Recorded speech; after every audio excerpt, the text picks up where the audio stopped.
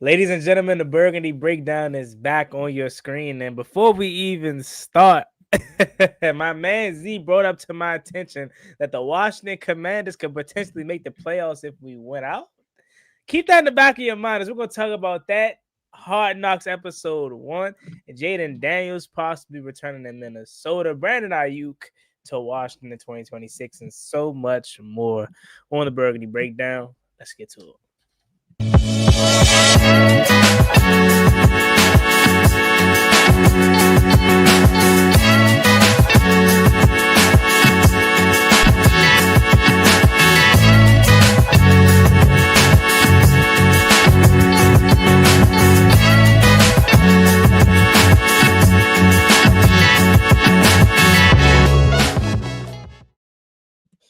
Ladies and gentlemen, welcome back to yet another installment of the Burgundy Breakdown. It's your man Juan Gotti in the center.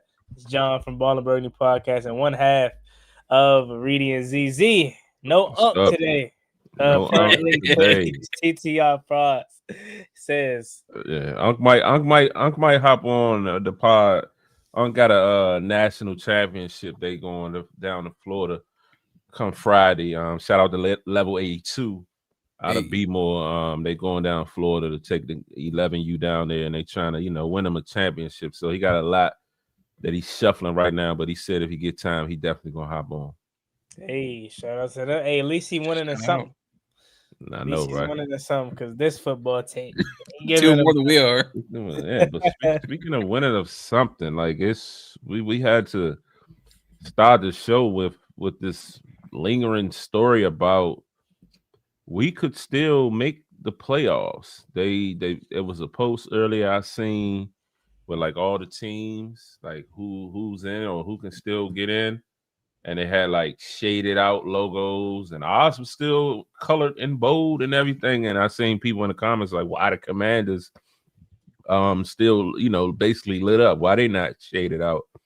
And that's because there's some talks going around that technically we are not out of it. That 1% still remains, and that 1% relies on the Philadelphia Eagles losing out, us winning out, and the Cowboys can't exceed 8 wins because we hold the tiebreaker. Us winning out, we still got the Giants, Dallas, and Philly twice. So that'll be all divisional games. So that'll kind of put us at that point, it'll put us with only one divisional loss. We lost to Dallas early on. Yep. And as well as Dallas has that draw. So, we would have more wins in a sense. If they get to 8 games, then we out. But if they like 7, 9-1 or something like that, then we would get the nod because we had 8 wins. So there's still a chance technically. I'm gonna go ahead and say it like this. Now that you brought that up to me, I'm depressed about the Broncos loss. At first, after the Broncos game, I was pissed. Don't get me wrong. I went into the game with no emotion, but as that game went on and we actually was looking good and we could win, you damn right I wanted to win. You damn right my emotion was back involved, especially late down the stretch and we got into overtime. That pass in the first call, Tyler who fog. I'm like, hell yeah, like let's go. You know what I'm saying? So my emotions was involved, but then once I got over, I was like, good game, man. At least it was fun. That's the first time I done seen us play like that in a long time. But now that you brought that up to my attention, it made it sting worse because it's like, damn, had we won that game, I would probably be thinking like, it's a possibility. Granted, it is a possibility still with that 1%. Highly unlikely, but had we won on Sunday, I would have been like, 4-8, or what? 4-8. Anything's possible with the way Philly's playing. Dallas, I think they're gonna win the division when it's all said and done. But they're playing well. But there ain't a guarantee to beat Detroit tomorrow because Detroit's frustrated. They're trying to get their shit together. They got the Chargers still, and they have us and the Giants are going to play them feisty on the last game of the year. Obviously, I think they're going to destroy the Vikings. I think we're going to destroy the Vikings, especially if Jaden Daniels plays. But yeah, man. I mean, then we talked about it prior to coming on air. Like you could go back to so many games, whether it's Atlanta, Chicago, Miami. I think Miami's the biggest one though, because it's like shoot. That's where I thought. That's where I thought like you can go on a run. Yeah, the intercept. I thought you can go on a run. Think about it. Like we go into the bye week at what 4-7. You come out, you beat Denver. You're 5-7. Now you're really having conversations with the horrible Minnesota team you're traveling to. So now you come off of that, you're 6-7. You know, so like it's possible, but. Hey, and they never say never, and I would literally go insane if the Washington Commanders saw the way to somehow win this division. That would be so crazy. Talk about hard knocks. That would before you get to the hard knocks, just well, I'm talking about when I say, well, yeah, correct. But no, you good. I just said it.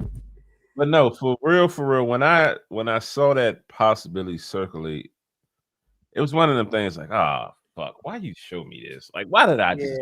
I'm kind of this is real for believing that we could get in. You know what I mean? It's like I still believe in my team, of course, shit like that. But it's just like, fuck, man, we really can possibly get in the playoffs, man. Fuck that pick. Go out and try to win. You gotta try it because you just never fucking know with the NFL. If shit like that happened, you know what I mean? I remember the year the Cardinals played the Steelers in the Super Bowl. The Cardinals were won 8 games that year, or 7 games or some shit like that year, and they end up winning their division. That's kind of like around the time they began the whole. Because weren't they the lowest seed? Yes, but well, they had the lowest record, but they won the division that year, and pretty much the gist of it was back then. Well, before then, it was like whoever had the best 6 records. But then once they started that division, the division winners automatically get in. That's how they got in, and they made it all the way to the fucking Super Bowl. And gave Pittsburgh some bump in that Super Bowl. So it's just like, man. Like you don't want to kind of get reeled up and caught back into that whole mindset, but it's like, well, shit, as long as it's still a chance, man, we need to be trying to fucking win. So, yeah. Look, if we started winning now, I'm gonna go, well, this feels like us. If we keep losing, I'm just numb to the pain at this rate. I'm already looking to a 4-5 win season at best because I don't care if we play Wentz, I don't care if we play 9, I don't care if we play Brosmer, I don't care if we play Jeff Brom against Minnesota next week. It is what it is. At the end of the day, if we lose to Minnesota, we lost to Miami and they trash. So it's going to be just an even kill. But if we beat Minnesota and we start going on a nice little run and we start making actual traction, we get to what are we 3-8? We get like 6-8, 7-8. I'm gonna go, ain't no way. Ain't no way. Everyone gets healthy at the right time. Ain't no way. And then, of course, it'd be Washington to lose week 18 to break our hearts. But it would also be Washington to win and get us back in that picture of like, hold on, we going to the playoffs? Shit. So fun in games until the Raiders get destroyed by Philly. That's where the heartbreak's gonna come, bro. I'm telling you. Gino throwing 4 picks next week. No, don't get me wrong. Watch, it's gonna be a walk off. Because it's in Philly too. Like, come on. Yeah. All their games they've been close. Barely fucking winning all these games. So that too probably would not be another gritty game. Yeah, I mean, when you put it like that, it'll be some walk off like blocks 2-point conversion for the score to win the game, like they did against the Rams. When you put it like that, the last time they had an impressive victory was all the way back in October against the Giants in 26. Yeah.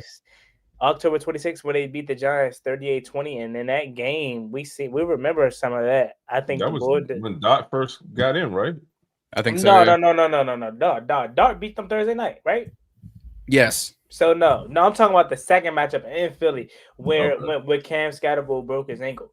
Yeah. But that was the last time that they had a true impressive victory, to say the least. But in that game, if you remember, it was some BS that happened with the tush push. He cleared. Really fumbled. Tom Thibodeau. Kayvon Thibodeau. Kayvon. literally yanked it out of his hands, and they didn't give him the turnover. So I mean, when you put it like that, they haven't been impressive all year, as we know. So maybe the Raiders do stand a chance potentially, but I just know how that. Let's just say hypothetically we get to that point. Let's say they lose to the Chargers on Sunday, on Monday, which I hope.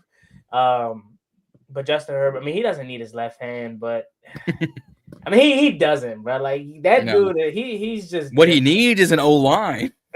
he has it. They're just not healthy. Well, no. He has the exterior, I should say. He has an exterior. No. He has tackles. He doesn't have people to actually guard him. Yeah. That he becomes the center of attention for edge rushers and D tackles. Bro, he's the. I feel like he's gonna be the Andrew Luck of this generation. Now, granted, he probably isn't gonna quit or retire like Andrew Luck, but like I don't know, Burrow's on that pace to get killed back there. Oh, Burrow's so good. Like I was, bro. That game, I just the sidetrack. I picked them to win once I knew he was coming back. Just because I'm not gonna say I know ball, but I just have a great feel, like So like, I just want to know, like, not want to know, but like, it's so easy for him. Like you couldn't tell me he missed 3 months. Like he just picked that up, like it's just clockwork, and it's just crazy. But anyways, like. They have not played impressive ball all year, so the Raiders could, but it's the Raiders, bro. Like, oh my god, it's the Raiders without Chip Kelly. Chip Kelly's gone. They say Chip Kelly was calling Pete's offense though. He couldn't call his own offense. I mean, we're gonna wait and see. So if Mr. Potato Head actually had a chance in Las Vegas as OC or not. Maybe they feature Genty more now. Okay. And they can Brock Bowers can catch anything, so. I hope so. I really do, because I want that Week 16 game for you to mean something. Because why the heck, bro? Saturday at 5. That is such a odd. It's so weird. Last time we had a Saturday game was Josh Johnson versus Tennessee back in 2018. And he broke my heart because I'm like, man, I thought he was about to lead us to the playoffs. I thought my man Josh Norman Tyler Lewan said Josh Norman really got in his face like he was about to do something. I'm like, bro, he's 6'6", 340, bro. What you about to do to him, bro? But I remember that. I remember that run because I really thought he was about to lead us to the playoffs. Had we won that game, we would have made it to the playoffs, by the way.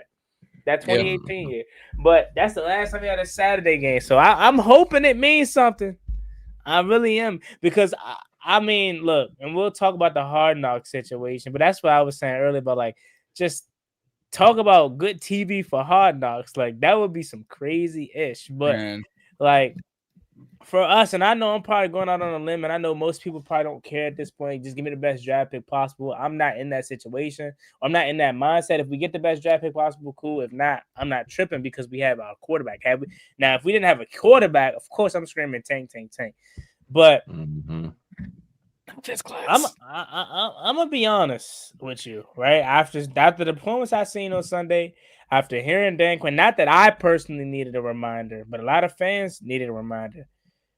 This locker room hasn't given up on them. They're trying. It's just a bad year. It's a bad year. You chalk it up as that. This team is winning at least 6 games. They're going to even if Jay Names don't play, you give me that Marcus Mariota, which a lot of people want to blame him for. Nick Bonito just made a hell of a play. Like the play was drawn up perfectly. Yeah. He just made a hell of a play, and get he Marcus couldn't do anything. Yeah. I get he threw a pick earlier in the game to Drake Greenlaw, but like without Marcus Mariota, we wouldn't have been in a position to win that game. And then Bo Nix threw one like 2 drives later to Bob. Right. So Jaden theoretically does not have to come back. Like I'm thinking about it. No. I'm talking about for this week. I want him to come back, in general. I want him to come back for the NFC gauntlet or whatever, but because I want to play spoiler regardless if we have a chance or not. I think regardless, we probably will win that Philly game, whether it means we have a chance or not. We could play spoiler to him. But that Vikings game, we can handle the Vikings without 5, especially indoors. Like, you know, so I maybe he comes back, and we'll talk a little bit more about that later. But maybe he comes back. But I think the the Vikings game, we're gonna destroy them. I mean, we take that momentum, that frustration we have off that Broncos loss, we're gonna kill them. Yeah. I think we're gonna kill the Giants. You know, so that, and I mean, Jackson Dart is cool, but he's on the path for not being in the NFL not too long. even though I think it's bullshit, people keep crying about him. He's playing ball. I don't get what people are so upset about, but they're like, I think we're gonna beat the Giants, and like I do think we're gonna beat Philly at least one time. Now I don't know if it's gonna be the one you're going to, or if it's gonna be in January 4th. But they're not in a position to where they can be comfortable. So they're going to have to play their starters regardless either game. So needless to say, I know I'm kind of rambling, but I think this team's winning at least 3 more games. 3 out of their 4, to be honest. Okay. Just based off of how the momentum of how that game went on Sunday. Like that felt like us winning 3 out of the 4, or us. Because I feel that way just because Hard Knocks kind of just gave me more confidence, but like just seeing that game on Sunday, I know we lost, but that just felt like last year. That felt like us, what we were expecting to see all year long. Well, you know what it was all about, Juan. You know why we felt that way, right? Why? Terry Mclaurin, your man. 17. Yeah, talk about it. Yes, sir. Look, I haven't really been able to ahead, pop it. Let John know what's up. Okay. I haven't really been popping it. I haven't been on active much, but come on, man. I had my man on the pitch count. Like, come on, man. I said that once live stream. I was like, keep him on a snap count just in case. Fuck that. They should have played him, but First drive of the game, Patrick Surtain. You know, because he had a blur. He had a touchdown. He had it. Mariota put it right there. Patrick Surtain just being smart. Hey, you ain't about to put me on your highlight reel. Let me go get this illegal contact. Place the ball at the spot of the foul. Keep moving. Because think about it like this. Because Broncos fans, they're he only had 3 catches on 8 targets. If you watched the game, all 8 targets, I can run it down to you in terms of how they went. So, yes, he had 3 catches, but one of his targets, illegal contact, would have been a touchdown. Another target got called back for holding on Terry. That was a touchdown. The other targets in between that weren't touchdowns, Patrick Surtain had, I think, one good play that I was like, okay, cool. Yeah. But the rest of their matchups, I would have loved to see how they would have went had Mariota gave him catchable footballs. Yeah, he threw a lot of high passes, man. He did. Exactly. I'm not saying he would have called one in the end zone. The one in the end zone, boy. It took me back to that Saints game last year. Was that the Saints game when when Jaden slipped and stood up and then threw the ball and Terry caught it over in the crowd? Yeah. It gave me that mindset because if he would have just or it was another game where Terry kind of did like a square in the back coming across the back of the end zone and Jaden threw it like right in the pocket and he caught it. I forget what game that was. I know what you're talking about though. Yeah, but that it took me right back to that moment. I'm like, man, if that was Jaden, that shit would have been on the money. I know which game you're talking about, but for whatever reason, he threw that shit like right in the window. I know what game you're talking about, but for whatever reason, when you mention that kind of throw, I'm thinking of Jamison Crowder. Was that the Baltimore game? It might have been the Baltimore game. Terry High points the ball in between like two defenders between the corner and the safety. Yeah, but it was in the end zone.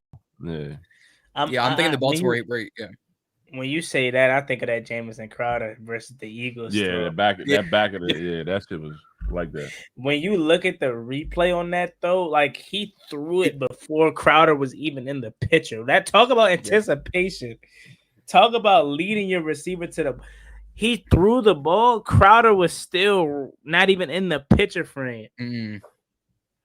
God, we got robbed. A millisecond earlier or later, and it's a bad ball. Yeah. We got robbed, man. Fuck, we got robbed this year, man.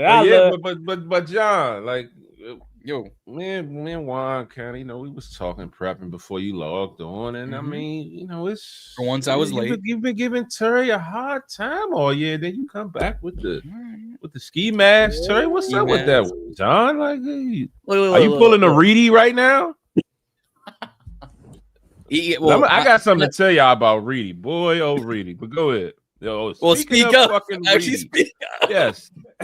Speaking of Reedy, get him on here. Yes, We gotta sir. talk about him. Yes, sir. Unc is in the building. With Speaking of HTTR. Reedy, Oh, yeah, they actually first comment as soon as we logged on. Where Unc at? Unc not Where on Unc tonight. they crazy as hell talking that. There you go, right there. Yeah. No Unc today. Unc is here. Hey, who's controlling the controls? John, I hope it ain't John. go ahead. Oh, it's me. Because I got some jokes for you tonight, John. All right. But hold on, but we talking about John pulling a Reedy here, because Juan was saying that John been giving Terry a hard time throughout this whole injury spill and this year and the the contract. Yeah, and then today he jump on, he pulling the ski mask down, he doing the peekaboo like Terry his man, and I told him he pulling a Reedy. What's up? Talk to me, John. Hey, look. I don't recall John giving Terry no. It wasn't too much. It wasn't enough. It was enough. Because right. the rest of the fan base, y'all would have thought Terry was a receiver 3, shouldn't have paid him. Whoa. All that. Yeah, no, I know. I ain't Skip Bayless. That ain't me. I mean, Reedy, I'm going, give y'all how it needs to be given to y'all. Pause. Come on. You only been on here for 30 seconds. I was about to say, I was about to say raw, pause. But I caught that shit. I was like, nah, that's not a good look. But no, what I'm saying is okay, yeah, Terry looks serviceable. I ain't like he was out there. Hey, get him off. He ain't ready to talk for real. He ain't ready to talk yet. Cool. He was good, John. He wasn't that. Snap counting was hooping. Come on now. He wasn't no Chase out there. You know what I'm saying? I think he still got warm up. Yeah, he got to restart his PC. I don't know. Man, Mike knows. I'm saying Reedy and Mike knows. I'm telling y'all, Reedy and Mike knows. Mike already on it. That go ahead. You got it. You but the moment what I was saying, Reedy. So I get a call the other day. He like, yeah, Treylon Burks, that's my man. I'm like, what? One thing. What? Like, the fuck? Like, when did that happen? Yeah, I definitely said that. When he made that catch, it snapped it for me. When Z was saying, give him a shot, I said what I needed to see. He was like, give him a shot. How many shots do he need, Z? Nah, what do you mean? That's your man? He's only had 3 games, though. I think he got something in the tank. I mean, look. That catch was nasty. Don't get me wrong, for sure. Catch of the year.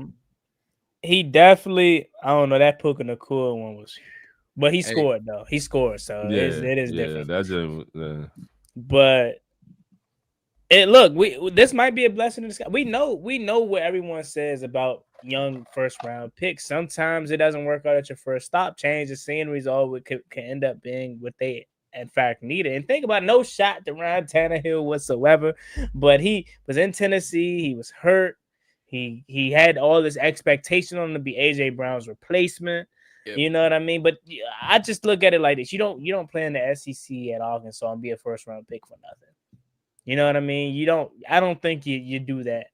So there's something to him, and maybe we finally benefit from finding a sneaky gem. And maybe Reedy takes a liking to him just because of his potential, but also because he's gonna be Noah Brown's replacement, and Noah Brown was our guy.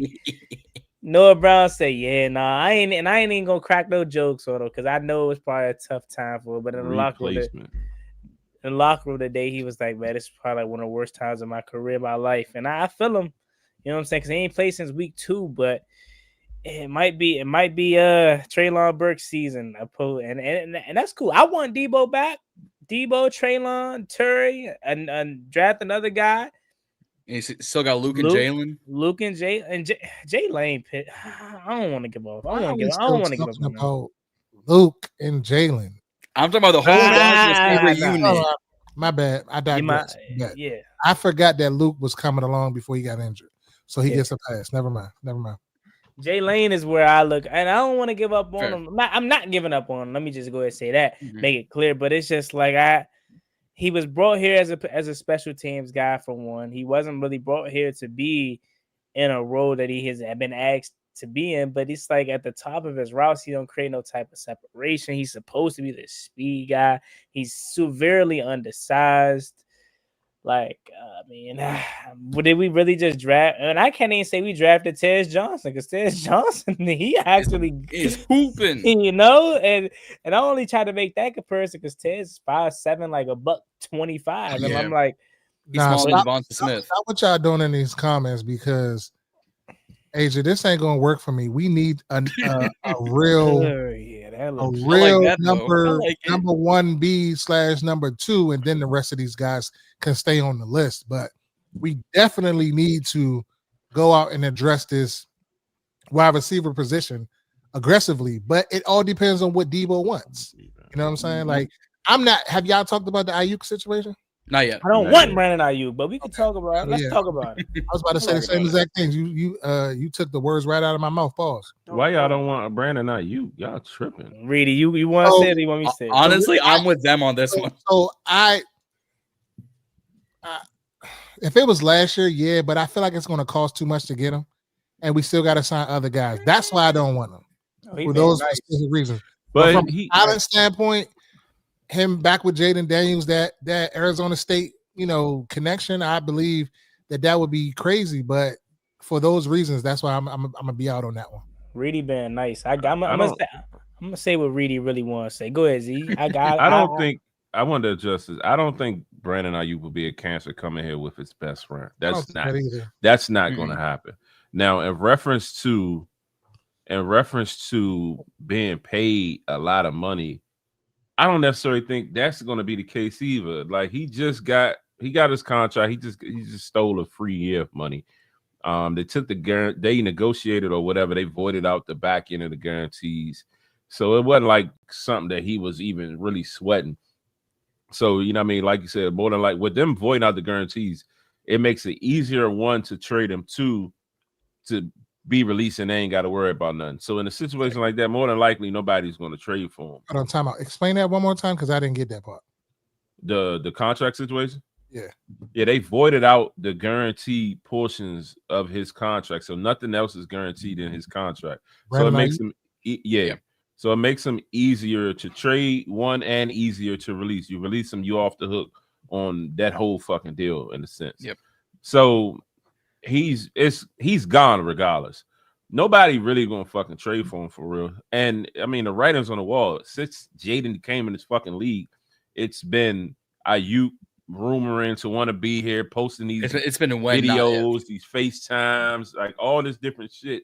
Like he's coming to DC, guys. So question. It's going to happen. But as far as money, I don't think it's going to be nothing crazy. I think it's going to be affordable. So how is that possible? Like that's a new contract. How did they void that fast? They can like this same way they do buyouts and shit like that. You can negotiate it. And like, so basically if he violated something or whatever, they have out. All contracts got an out in a sense. So, you can sit down and negotiate that shit. And I'm sure they came to agreement. Like, look, I don't want to be here. You could tell he didn't even want to be there fucking last year for real. Yeah. The voids from what I think Z was saying. And the voids come from when you sign a contract. Yeah, you see him? Got a new mic? Okay. Oh, no. Golden Globe. Okay, Michael Jackson joint. He's got a Golden Globe. That joint cordless too. I'm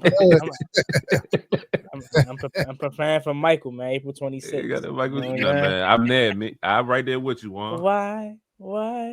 Go ahead. Anyways, I'm in the So I'm kind of what Reedy was or Z was saying. So when you sign a contract, it's obviously things that you have to uphold, right? You gotta do this, you gotta do this. The man isn't even showing up to meetings. He hasn't been spotted in San Francisco Park or whatever they call it in months. So when you have a contract, if you're not upholding your part, you know what I'm saying? They can easily use that as against you to say, all right, we get out of this because you're not holding up your part of the contract. And Kyle Shanahan was like, of my 20 years of coaching, I've never seen this, so see, that goes to show that I'm not even tapped into that because it never all of that I never heard. I'm hearing it first. So break this situation down for me because I thought he was just injured. I didn't know all this other stuff was happening. No, it's injured and all that other shit too. Yeah, go ahead, Don. The injury is the big marquee. Like Ayuk still injured. Like that's what's going to bring the views. And then once they actually break down the thing, like Juan was saying, like Z was saying, every contract pretty much has a void year at the end. Terry's deal, I think his first deal this year was technically supposed to be like a void year, but then because they extended him, it got pushed back. Patrick Mahomes' deal, I think, has a void year in 2032 or whenever the last 2 years is. Every contract has a void year. Same thing with college, but because NIL, they've taken care of that. But I thought he signed a new deal last year that went into effect this year. He did, but because he has an injury, he can't hit 95% of those guarantees. He has injury clauses built in, but he's not catching 10 touchdowns for $1 million. He's not catching 1,000 yards for $1 million. He's not catching 100 catches for $1 million. So right there's $3 million he's never touching in his life. They can write that off as a charity case and send him on his merry way in January. Mm-hmm. Talk about all the money, but it's also like Juan was saying. There's things you have to hold up on your end that you have to meet and do requirements. And part of the injury or whatever, like he was injured when he was injured. Yeah. Was he injured when he signed it? Yeah, no, he got hurt after. He got hurt after that. There we go. It was like a week or two after that. But basically, what I mean, when the shit come out, like even when you injured, like you said, you got team meetings, you got rehab, you got be in the building, you got things that you have to do that he hasn't been doing. On top of, what I mean, like because he probably could have been back at practicing and all that other shit by now, and seeing whenever he was gonna come back. But he's been so disconnected from the team that here we are. And they voided them years out. All the guaranteed portions of the contract, they voided it out. This is good. No, you good. You got. I got. So I did hear that they said I caught a snippet of something that said he's not going to likely play this year. Probably not. Yeah. So that's the reason why, because of all of this. Yeah, all the shit going on in the background. Yeah, as Asia put it, he's pretty much forcing his way out. Yeah, like basically. It's.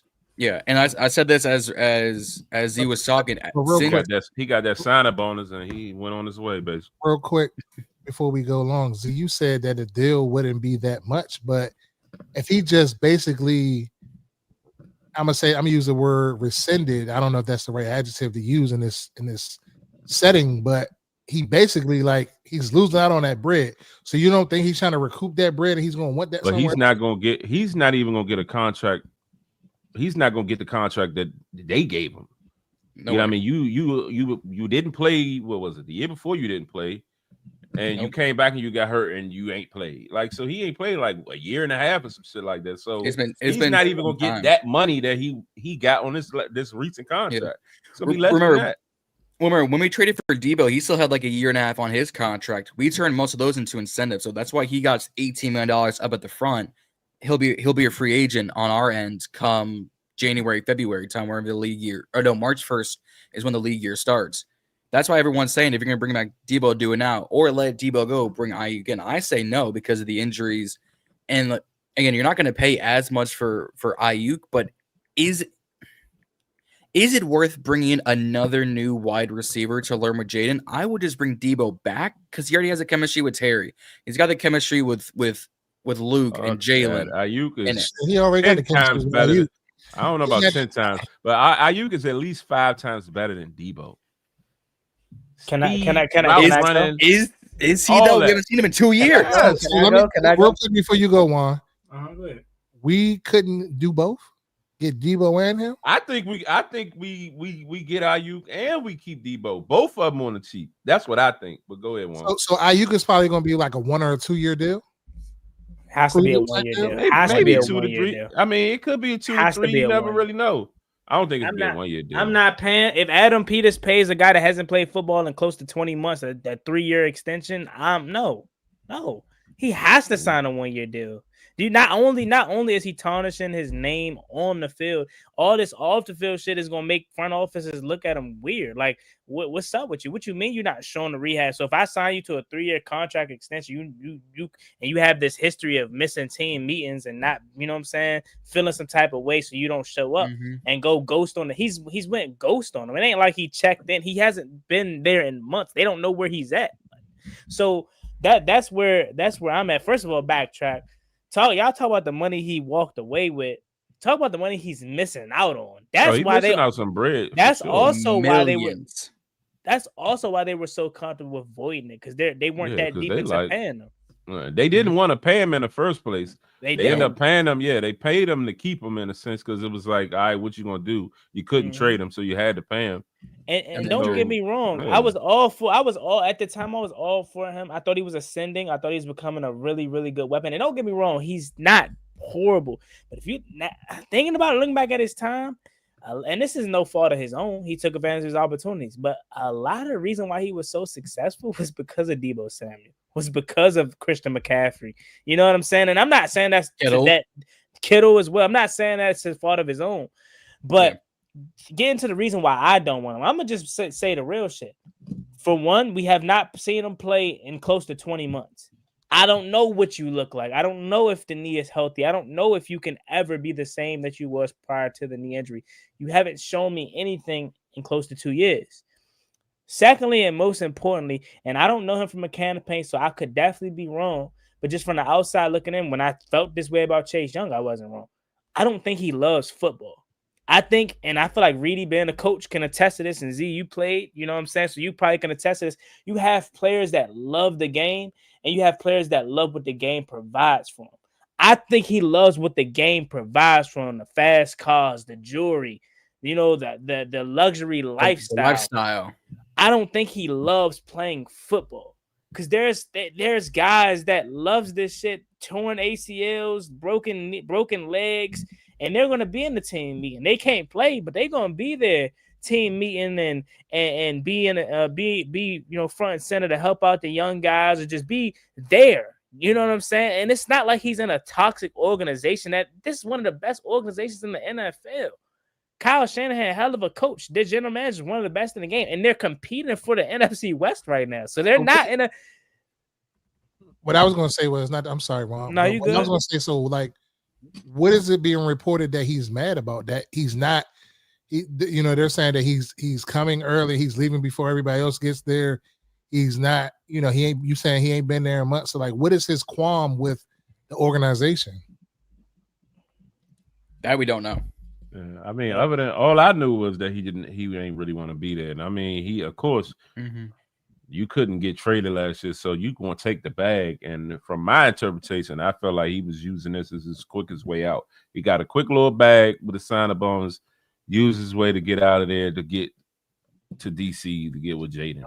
And you think about it too, right? Like you and maybe Asia's he's not doing all this to go to no fucking Packers or Panthers or anybody else. He's coming here. Don't get me wrong, like maybe Asia's on to something, but don't get me wrong. Like, can we, like, I know we want him here because of Jaden and all, but look, just think about the guy as a person, man. Listen to how he was talking about him before to Jay and Dan. Man, they don't want me here, man. You know what I'm saying? Blah, blah, blah. On the Pivot podcast. Like, you got to look into these things when you talk about evaluating players. Think about how they do in the combine. They don't just evaluate them off their talent. They try to talk to their old coaches, see how they are off the field, how they carry themselves off the field. The talent may be there, but that I'm not sure. And Brandon, let's just call it what he was a good receiver, but he wasn't all that. Like, he was good. He had a 1,300-yard season. He was fine. But he was coming into his own, and then he got injured, which didn't help his case at all. I think he was a B type 2, maybe a 1B type player in my eyes. He had the potential. He was ascending into that number one. Then he got, like you said, he got the injuries and stuff like that. That was my take on him from afar. But I don't really pay attention to a lot of other teams, so it's like I see stuff in passing. But, Yep. I mean, but just to Asia's point with Sam Fran, because she brought it up with this, they always beat him with their receivers because the receiver is never the first target. It's Run CMC, Blue Eyes by Privilege, and Christian McCaffrey. It's George Kittle. It's sometimes Kyle Juszczyk, and then it's the wide receivers. Blue Eyes. You heard me. I didn't. Blue Eyes something. I heard. All I heard was Blue Eyes something. Blue Eyes by Privilege. So the white man runs the football. But again, to her point, they beat the wide receiver. That's a really good white boy. He's really good at football. Yes, runs in his family. But like Jawan Jennings beef, Brandon Ayuk is beefing, Debo was beefing. I'm sure Rice had a situation here and there. Like Sanford these past couple of years, I said Jerry because I couldn't think of other wide receivers. Have always had wide receiver issues like Pittsburgh had with AB. There's always something going on to get them out of the building. This isn't any different, except they keep drafting and bringing in wide receivers. And they're winning with guys off the street. Y'all want Sky Moore? Y'all want Jawan Jennings? Y'all want MVS? Jake Tonges, the third string tight end? Like y'all want that? With Mac Jones? How do we know? That's what I'm saying. Like we don't have a better number 2 than Ayuk. Okay, on the rod, but how do we know he's that still? I want Jawan Jennings. I think a 49er is coming here. I just don't want it to be Brandon. I prefer Jawan Jennings. Now I know he probably out of here. Juan. Yes. How do you know? How do you know what he is? How do you know what he is? It's been 2 years. I ain't gonna lie. I just don't. I get bad vibes from him. I get Chase Young vibes from him. I'm just being honest. So it's less about the talent. I know the talent. You got a 99 jersey though. I haven't worn it in 4 years. and I got his DeMatha jersey. I haven't worn it. So you a real fan then? Yeah, you're a Chase guy. I'll tell you back on him now, Juan. Oh no, back Ben. They cop you a Saints jersey. Oh nah. Go ahead and turn that into a Kinlaw. Y'all know I ride for the hometown guys different, man. I was a big Kinlaw from home. Go ahead and slap the Kinlaw on it. Slap the Kinlaw on it. Somewhat. Yeah, he more home than Chase. I'm not saying I'm sold on Kinlaw, but I feel better about Kinlaw than I did at the top of the season when we first got him. Yeah, he's solid. Pause. Yeah. He's somewhere from his he was. I think he was born here and he was raised in the South because he does not sound like Chase Young. But when Chase Young talk, you can hear it. He's from South Carolina, bro. I think I just don't get them. He's from Trinidad. He's from around Trinidad. A DC or DMV person, you could tell. Like Chase Young, you could tell. Jared Patterson, that was my guy. I love J Pat. No, what I'm saying? When they ask him, look at your Chargers jersey then. I might just got to. When they ask Kinlaw about Payne getting spit on or hit or something or whatever, punched or whatever, and they asked him the question and he looked and he was like, yeah, hell yeah, he did that. That's what happened. And then he started explaining. I'm sitting there like, this nigga snitching like a motherfucker. Payne funny though, because and I like Payne for that because most people like when they ask Payne, it was like so like about the situation. Most people like, yeah, nah, I can't do that, man. Nah, blah blah blah. Payne said, yeah, nah, I just make sure I do it right then and there. I ain't gonna wait. I'm like, oh yeah, Payne, you ain't saying you ain't gonna do nothing. You said I'm gonna just handle it right there. And I think on Sunday, I don't know if y'all peeped. But he was about to do something. I think he ran after somebody, but they just cut the camera. I couldn't see. Go with it. But chase the dude down. Yeah, nah, Payne don't be going like that. Payne got nothing to lose. See how he went at John Allen. Facts. Smack at John Allen.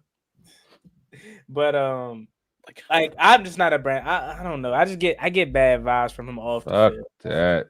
He's Jaden's best friend. I think if he's here with Jaden, I don't think it's going to be I'll say that too. I think if he's a change of scenery, like we said for Trey Lumber, a change of scenery may get him here, and he'll have familiar faces with AP. I think you have to bring back Deebo Samuel. I think Deebo Samuel has showed you a lot, but he hasn't showed you really what he could be because he hasn't been with the two guys that made him want to come here in the first place. Like you seen, when's the last time Zach Ertz got 10 targets? And I know Zach Ertz is old as hell, but the last time he got 10 targets was last year. Why? Because Terry McLaurin was on the field. So it's not just what Terry McLaurin does for himself. He opens up his offense for other players. I think Zach got more than 10 targets.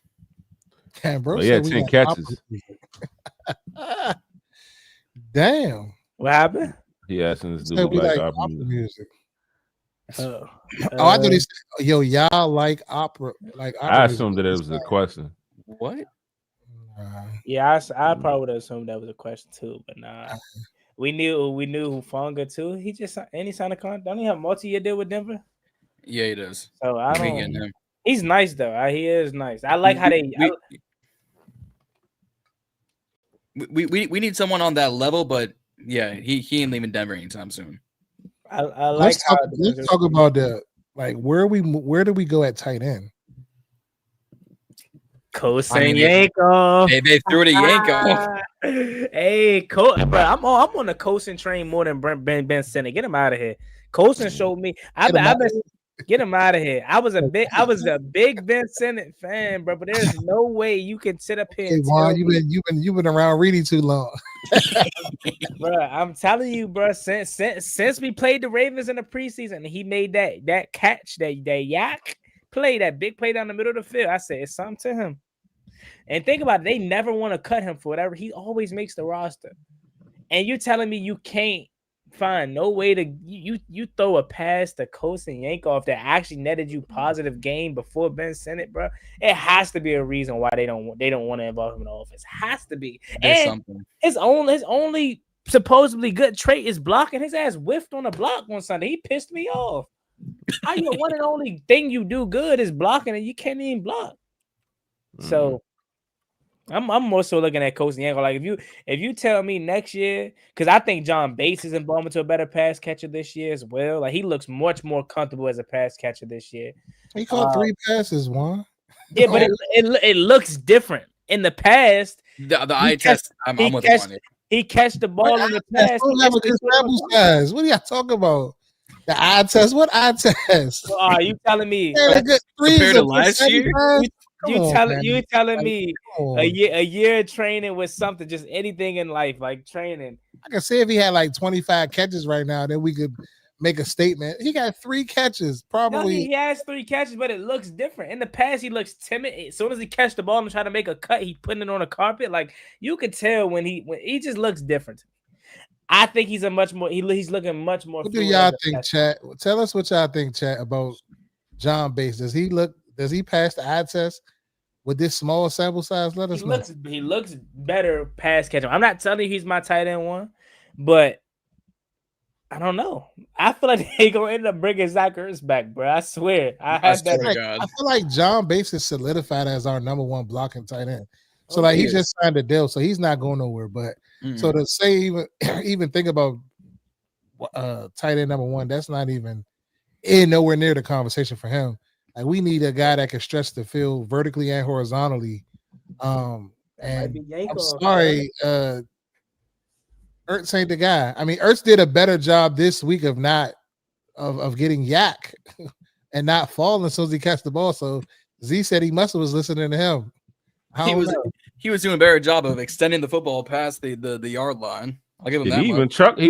He caught like a 5-6 yard catch and went up the sideline. Chucked the dude on the sideline, got the first down, all that. Like he was moving around. Might be that guy. I ain't gonna lie. Yeah. Because I don't think it's nothing in free agency this year, bro. I ain't gonna lie. Like they said Chris Moore got more catches than John Bates. I mean, bro, when he getting all them opportunities, I would hope so.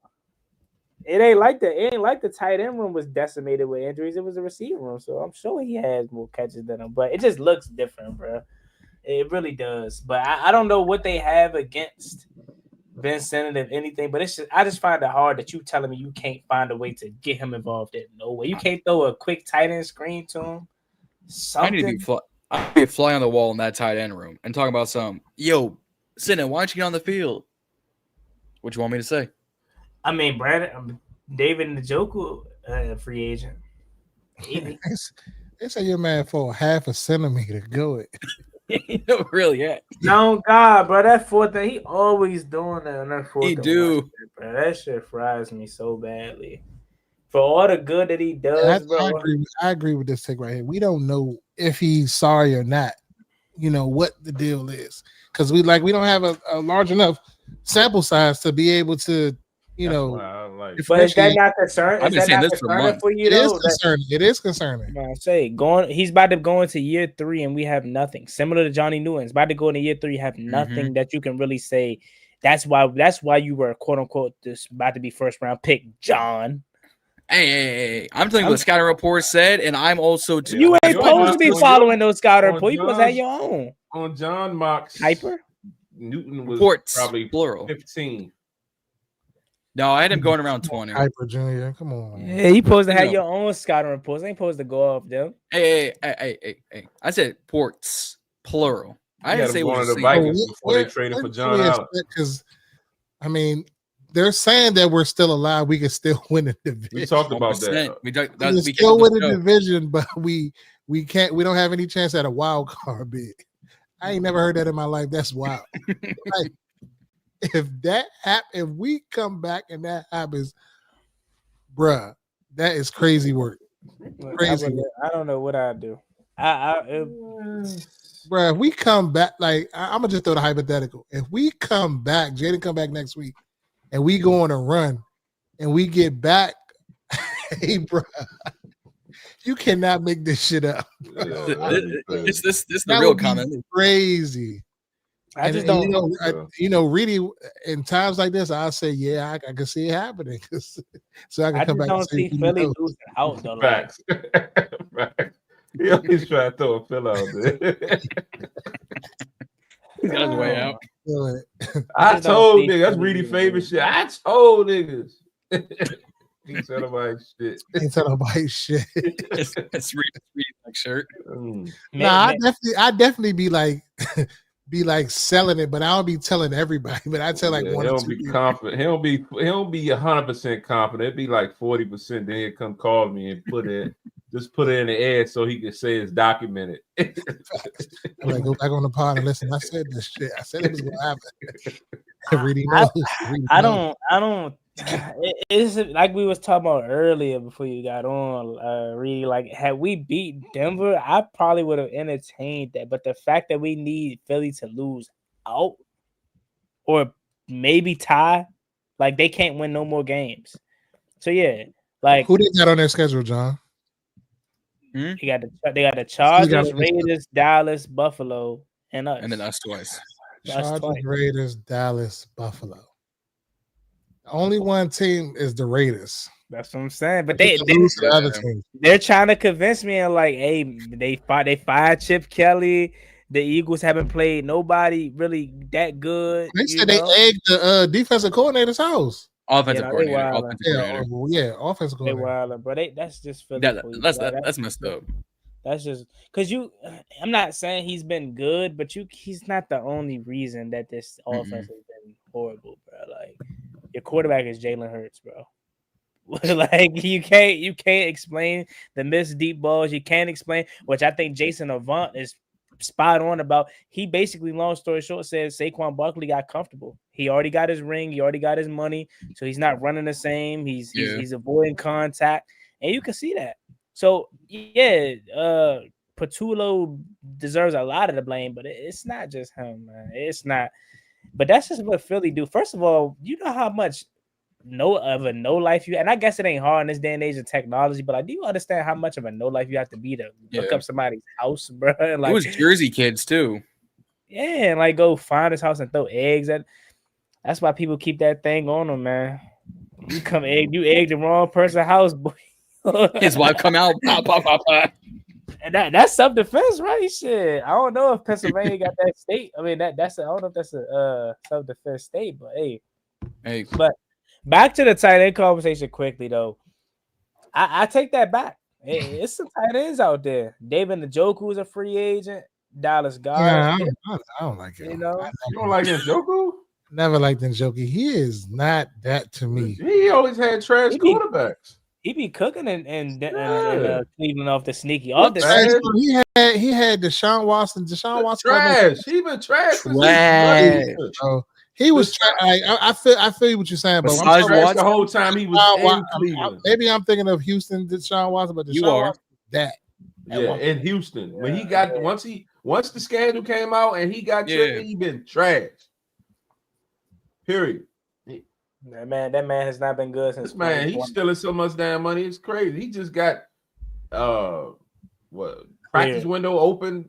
Like, I mean, how long he been on injury? 2020 was the last time Deshaun Watson. He was that when he first came in the league. 2020, 4,800 yards, 33 touchdowns, 7 touchdowns. He's going to get all of that contract. He's going to. Oh, he's getting paid. He got all his money. Well, it's all fully guaranteed anyway. Fully guaranteed, yeah. Still probably the worst contract in NFL history, honestly. It's It's up there with Jamarcus Russell. I think Jamarcus Russell came in before the collective bargaining shit. That's a good one too. Isaiah Likely, they just paid Mark Ingram. I said Mark Ingram. I saw that. Like, why they give Andrews 3-year extension? Like, Andrews. Knowing them though, they're so heavily involved in the tight end game. Like that's who they are. They probably gonna end up finding a way. Andrews is fizzling out, in my opinion. I mean, or this is a chance for him to get his money before Harbaugh finds his way on the next year or two. Tyler Higbee's only 32. Oh my god! I'm good on Higbee. He's been back and forth these past couple of years. Nah, no, but I know like that name is so ingrained in my brain, bro. Like I thought he was 35 at least. Like I remember him watching. It feels like he's 35. The only. Yeah, that one's on me. That one's on me. I don't know. It feels like he's 35. Oh no, that's like he's an older guy, huh?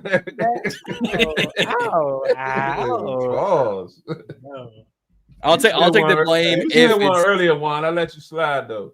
Oh, I did. Oh man, about hopping on some trains. I let you slide. I'm just hopping on the metro, but that's all I was saying. Respect. That's all I was saying. But there's some good guys out there in the tight end. I mean, Kyle Pitts is an enigma because he's 25, and I feel like you would have to pay him some type of bread. But do you really want to pay that to him? Like, I don't think you do. I don't think you have to pay Kyle all that money. He hasn't had a good season. Kyle, like $8 million a year, maybe. What about Brevin Jordan? Is a sneaky one. I feel like him being in Texas behind. I ain't hear that name in about 2 years. Because I think he's hurt. Is he hurt? But I just know he should have got Jern Waller when we was talking about it. I think we started talking about. We said something about Darren Waller like around the time we first started the breakdown. Mm-hmm. That's what it is. He been hurt. Damn, he only got 2 receptions for 7 yards. Shit. But talk about this. Oh yeah, in August. Damn. Let's talk about this real quick. We may have lost, but we're not lost anymore. Bars. Young DeMarco. That shit like that. Y'all don't know about that battle rap shit. Tell me how that made what went through your head when you heard that, John. The season's as long as we are right now. Yeah. Oh my god! You always gotta be negative, nasty. I saw the clip and everything. I was like, damn, this was bars. It was a bar, but it was a bar, but we already locked up. So what's the point?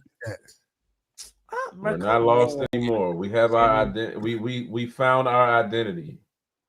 Have we? Yes. Have we actually? This is the second week the defense came out hooping. Finally. Well, I mean, my man, Dak back there. Right. You gotta stop being negative. We gotta take the small victories, man. I said this was our game of the year earlier. I said it I put a whole episode out saying this was our game of the year, and I'm still sitting there like, if we lose again, I'm numb to the pain.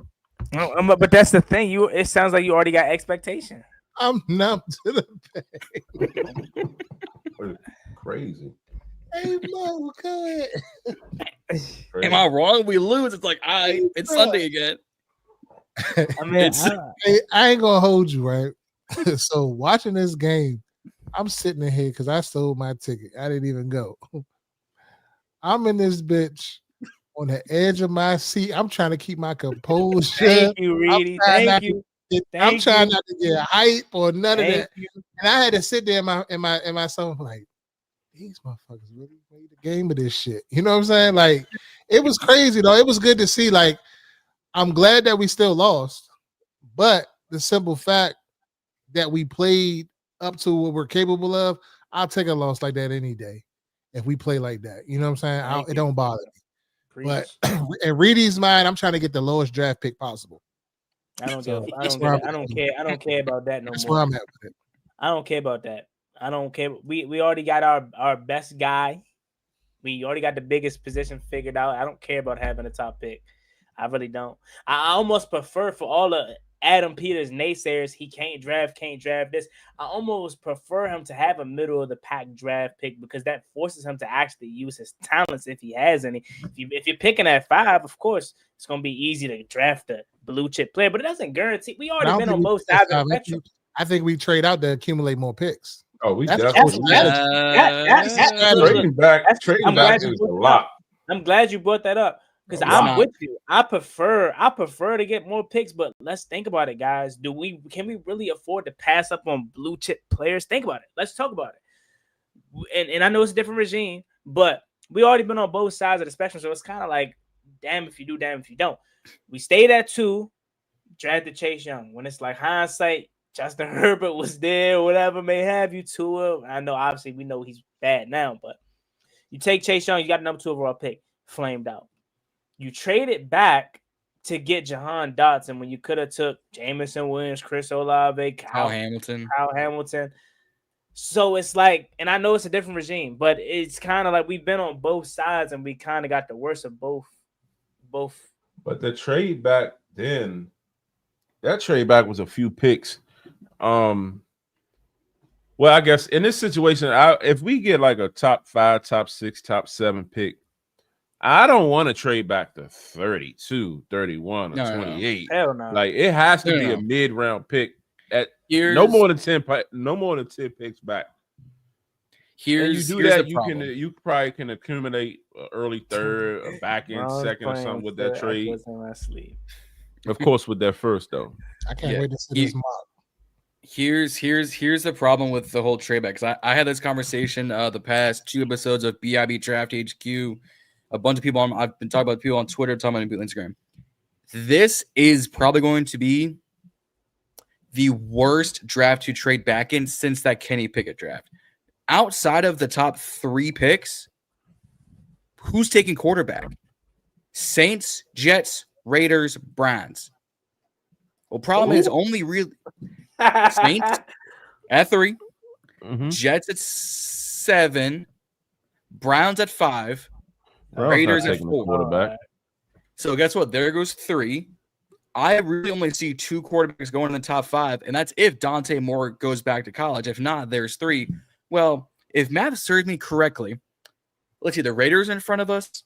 The Jets are probably going to trade up if there's a quarterback, and the Saints are in front of us. So let's see, QB. Who's trading up? John, you got and my for what? It might be another Abdul Carter sitting at 5. What QBs are we expecting to come out? Ty Simpson out of Bama. He all right. Fernando Mendoza, the probable Heisman Trophy winner, which I'd give it to Jeremiah Love, the running back. Dante Moore out of Oregon. I would throw Lenore Sellers back to college. He's out of South Carolina. The kid out of USC, Jaden Mavia, he'll probably be a day 2, day 3 guy. It's outside of Simpson, Mendoza, and Moore. I won't see a quarterback till probably 3rd round. Simpson is the only quarterback that I've heard of out of this group. But I'm not a big college football guy. Who's the Heisman you said again? The Heisman? It's probably going to be Fernando Mendoza, the quarterback out of Indiana. I haven't seen but I'd give it is easily the weak. It is Antonio Brown CTE levels a week. So my question to you is where does number 8 go? Ohio State. Reese. That's his name, right? Although Reese, he'll be a top 5 pick. Almost guaranteed. What's the other safety name? Downs or something like that? Caleb Downs? Yeah. Caleb Downs is an interesting case because as a talent, he's a top 5 talent. As a positional value, that's why we didn't see Kyle Hamilton go to Baltimore at 15, 16? Because safety's not a big positional value. It's the biggest value of position. It's quarterback, wide receiver, edge rusher. After that, it's pick your poison. If you want to reach on a tackle, reach on a guard, reach on a D tackle, reach on a linebacker. Arvell Reese is going to come out as quote unquote linebacker, but people are going to use him as the edge rusher. Who's the other pass rusher that I think he's leading the SEC in sacks? Texas A&M. Oh, Cassius Howell? I don't know. That's your job. I mean, I was waiting for you to say Miami. I'm like, you got Ruben Bain in Miami. You got David Bailey at Texas Tech. Cassius Howell at A&M. Is that the guy that's leading the league in sacks? Leading the league, I want to say is actually David Bailey out of Texas Tech, who I am. That's what I meant to say. They told me to look up somebody from Texas. Something. I don't know. I mean, y'all can just go watch BIB Draft HQ and y'all can see my big boards in each position. But shameless plug. The trade back is not good in this draft. It's almost horrible because if we don't take, let's say Cardinal Tate, Mekhi Lemon, 2 wide receivers, and an edge rusher is right there at 7 for our picking. We have the pick of the litter. Those guys aren't going to make it very far. So if we trade down 5 picks, they all could be gone. Downs would you say Nick Hobb was a boomer bust, or like he would be like somebody that you would have to like a high risk pick? Nick Harper is there. He needs to go back another year. He needs another year. But I don't know. I gotta look at this. I gotta look at his eligibility to go back to South Carolina because if he's already had 4 or 5 years and he has to come out. Which if that's the case, I don't see him going until 3rd, 4th round because of how down South Carolina's been. No, he's got to be at 3 years because when my son won the national championship in track, he was a senior there. So he's in his junior. He's a junior. Which is why he's eligible. Yeah, he's a junior. He's a current junior right now. He's eligible, but I'm saying I thought you said he had eligibility left. I had to look at his eligibility. He's currently a junior out of South Carolina. He needs probably another. I use this phrase all the time, so y'all can kill me right now. He needs another year to season. 2023, 195 yards. 2024, 376. 2025, 618. Right now, he's probably my 10th receiver on the board. I'd take if we're at one of our 5th round picks and he's still there. I'm taking a 6'5" wide receiver. Yeah, the height was better than what I've seen in his college tape. But there's a bunch of guys I'd take way before Nick Harper at receiver. But trading down, it's going to be horrible this draft.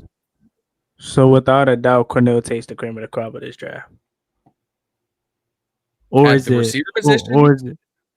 Or is it Jordan Tyson, Chris Basil II, Malachi? Brazel's a later rounds. It's okay. Between Malachi Lemon, Cardinal Tate, and Jordan Tyson, it's really what you want. If you want a smooth route runner who's got consistent hands and is your prototypical Ohio State Brian Hartline product, then you can write 100% guarantee or your money back. It's Cardinal Tate. If you want someone who's going to give you massive yak yards, someone who can do, you can move all around the field, it's Mekhi Lemon. If you want someone who can run around with the best of them and give you some athletic ability, but you've got to worry about injury, it's Jordan Tyson. I've got Tate at the 1, but it's legitimately like, who's your GOAT, Michael, LeBron, or Kobe? It's what do you look for in a wide receiver, and that would be your 1. So right now in the preliminary stages, we're saying we're going to go wide receiver and not edge. I say we go based off of the way the prospects are panning out right now. We get Ayuk, we not going wide receiver. I think even if you get Ayuk, you have to go wide receiver. this receiver class this year is similar to the running back class last year. You can get one in round 3, round 4, round 5, and feel comfortable with him on your roster. Well, I was saying round 1 we wouldn't. My bad. Go ahead. I wouldn't because we have bigger positions to fry. I would go edge rusher in round 1. I'd probably go receiver, safety round 3. If I can get Bryce Lance in round 5 out of North Dakota State, 6'3", has like one drop on the air, but it's got like 1,000 yards, and I want to say 7 or 8 touchdowns, I'd grab him in a heartbeat. There's your big body receiver that Noah Brown and Michael Gallup could dream of.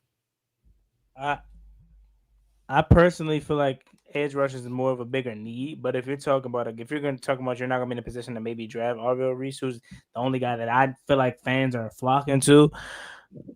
Cornell Tate, I watched the Ohio State game. Like, that's the first time in a while, like, I genuinely watched a full college game, like, and enjoyed the hell out of it.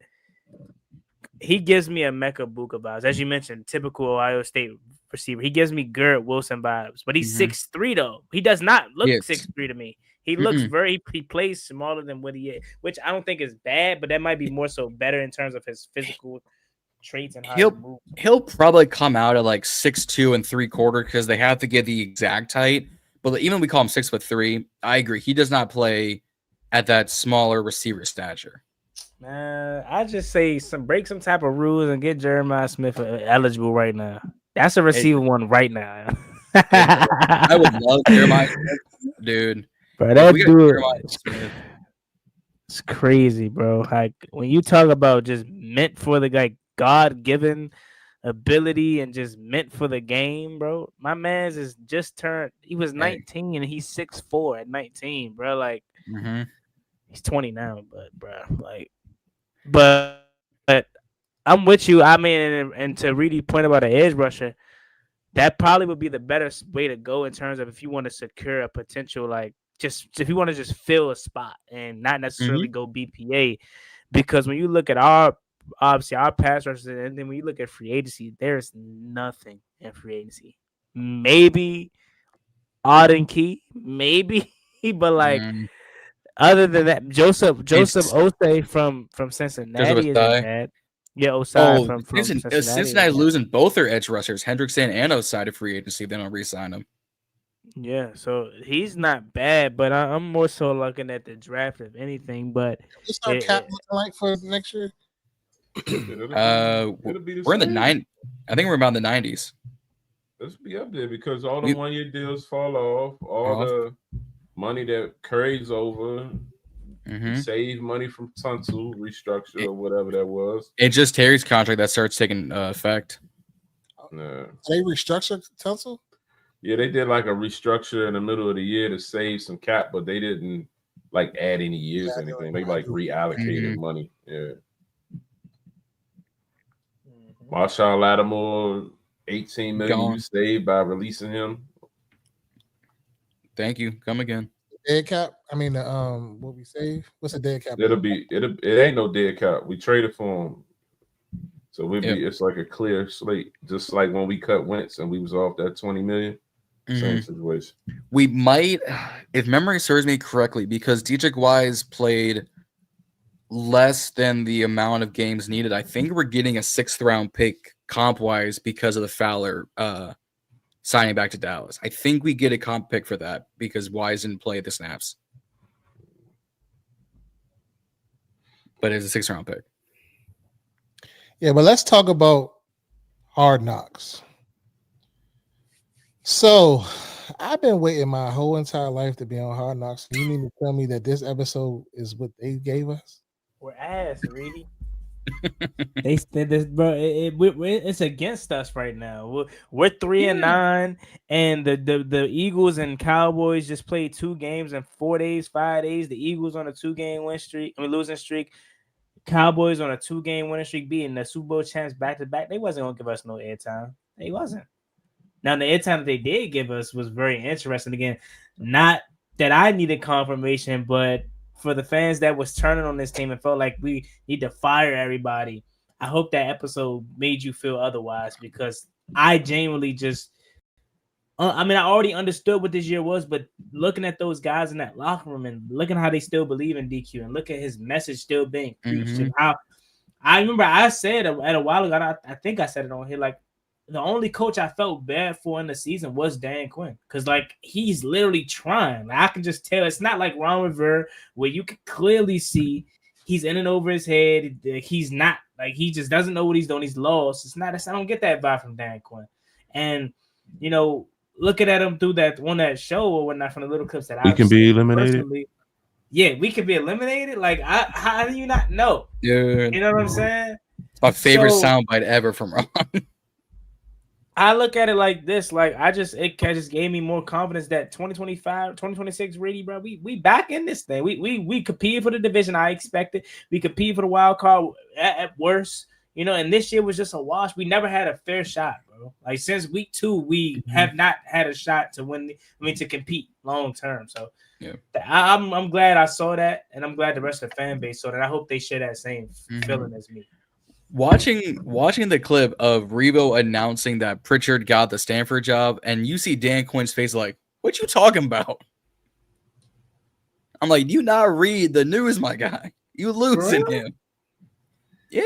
I thought he was like, hell yeah, like he threw the drink and all. Like he said, oh shit, like he didn't realize that he losing his quarterback coach. What if he was playing? I think he was just playing. What if he was just playing? I hope he was. Even if he wasn't, though, I'm sure he had to prove him getting the interview or however that process works. So, and Dan is big on like advancement with his guys. So, like for instance, like with him going on his way, it to send him on his way. Like Dan is excited, and to bring David Blah up, Dan is excited. Like if Cliff goes and get head coach, he's not gonna hate. It's gonna be all joy. I don't think Cliff goes anywhere, but yeah, Reed said the same thing. I don't either. I think next year, if we return back, Cliff might go to the Giants. Absolutely, I think Cliff, because again, we talked about it earlier. Like his statistics are like actually good. Like this offense technically has been good, even though we haven't seen it. And there's a lot of reasons and factors to that being. I think what hurt Cliff was us being bad. So we're not performing on prime time. There's no Jay and Danes. There's no Terry McLaurin. So they're by association. They're like, oh, well, this offense was a fluke. We don't need to bring in Cliff. Next year, I think he's gone because I think we return back to what we expect, and this team's gonna be good again. But also, I'm fine with losing Cliff after 3 years. Like 3 years, that's more than what I expected. All right, David Blah, what you got? Brian Johnson, Anthony Lynn, maybe. Like, what do y'all have? Because again, I don't know if Brian Johnson is good or not. I know in Philly he wasn't, but maybe that's just Philly. They don't have Jane Daniels. You know what I'm saying? But I just hope whatever we do, we take the Philly route. And I know it didn't work off of Philly, but I hope we promote from within. Unless we got this just stud of a guy from the outside, I hope we stay within offensively, because I want to kind of keep the similarities that Cliff has. So, yeah. So what about on the defensive side? Are we on board with DQ staying as coordinator, or bringing a coordinator? He still call it. Like I'm hearing rumblings about Raheem Morris or the other guy. His name starts with a U. I can't pronunciate it. Jeff Ilbert. Ilbert, yeah. So what? How do we feel about that? I'm with it. I think Dan Quinn should call a defense. Now does Dan? Why is everybody sold on Raheem? I can't remember him having no lights out top 10 with the Rams. LA. Yeah, he was LA Rams. He had a nice defense. Shit, they had all dogs over there. Who can't have nothing but dogs? Yeah, whole team was fucking stacked. And you had Aaron Donald. Shit. Yeah. That's 10 players. Yeah, Ramsey. You had a prime Ramsey, bro. You had weapons over there on defense side of the ball. But you think about it though, like a lot of these he was loved when he was here too. Yeah, a lot of trash head coaches known to be able to get a lot of coordinators. Kind of like that players coach, like Dan is. Like players love Raheem Morris. I'm fine with DQ calling defense, but I don't think DQ wants to call the defense, and I don't blame him. Right? He wants to be a head coach. He wants to do everything that's head coach wise, and he wants to pass it off to the coordinator. Now, I think if Dan Quinn gets in a position like he was this year, where his coordinators aren't getting it done, he'll be quicker on his feet to step in and not be so loyal to. I'm gonna just let Joe finish it out, and I'm gonna step in when it's too late. I think he'll be quicker to not necessarily take over play calling, but evaluate these guys, actually get on their ass if they're messing up. You know what I'm saying? So that's why I think we're at with it. But I have a feeling that we're probably 2026. He probably will call defense. I think he probably will. I mean, and he didn't shoot it down too. That was like one of the first times ever he's asked a question and he gave an answer like that. Normally he was, yeah, I mean, we'll see. We'll reevaluate after the year. He would literally like readjust. He like, yeah, that's a chance that could happen. I ain't never heard Dan Quinn say nothing about reevaluating. None no, at the end of the year. That is your man's favorite line. No, that's definitely Ron's favorite line. But what I'm saying, like, he definitely be along those tones of like, you know, we'll assess it, or even with the injuries, like, well, everything that you ask Dan, he pushes that shit off until he has to answer it. Whereas this time they asked him a question, and he like, you know, I mean, that's a chance that could happen. I could see that being the case. You know, well, we don't know for sure, but it could happen. And I'm like, damn, when you start answering giving direct answers like that, we need to be transparent. Yeah, this motherfucker always beating around the bush. Coach. I mean, to Juan's point though, like I don't think he necessarily wants to. I think he just has to at this rate because we see what Joe Wade got us versus 2 weeks of DQs. It's better. It's a lot better, but it's also not what I'm sure he wants out of them either. Yeah. That nigga probably like, I ain't even negotiate this in my contract. I need a raise. his thought process. This ain't what I signed up for. Yeah. He said he was a little excited to answer that question. Asia, right? Definitely was. Well, respect. Yeah. Any topics we did not discuss? Shout out Kanye Anthony, man. Oh well, I mean, before we close out, is Jaden ready to go? I mean, that's the first question up there. We didn't never address it. People said his mother said that on the stand. She did not say that. She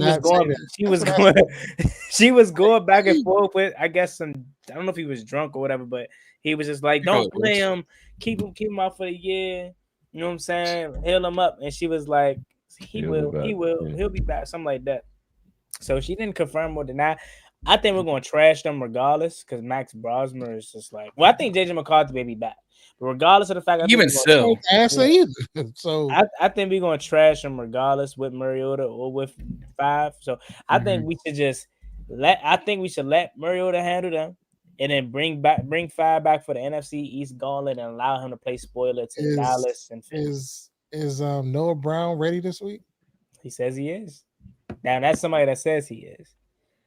I mean, he was full practice today on the injury report. He was a full practice. I really don't care anymore though. Like, oh my god, talk about a guy that has so much, and it's so unfortunate because it don't even be his fault. Like, like his injuries don't even be like his fault. And I don't think injuries are ever somebody's fault on purpose. But like, he just has bad luck, bruh.